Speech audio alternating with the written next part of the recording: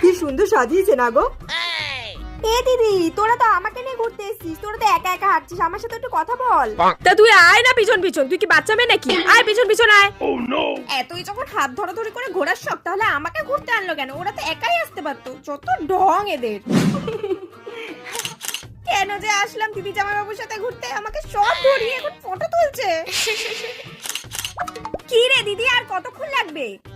আরে দাঁড়া না, যাবো তো, আগে তো জামাইবাবুর সাথে কটা ফটো তো তুলে নি।